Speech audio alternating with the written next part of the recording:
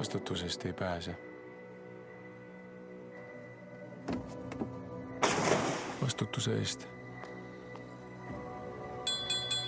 ei saa ära põgeneda. Vastutus leiab su üles. Mis juhtus? Mõrv. 2 inimest on surnud. Surnud. Ausalt öeldes hakkavad mu kahtlusalused otsa saama. Kuidas teed siin? Lahendab mõrva. Hoidke ennast pärast juurdlusest eemale, see on ohtlik. Preili Notbeck. Preili Notbeck. Mulle hakkab tunduma, et sa ei rõõmustagi mind nähes. Vastutuse eest ei saa ära põgeneda. Siis miks mitte võtta vastutus omaks ja tegutseda?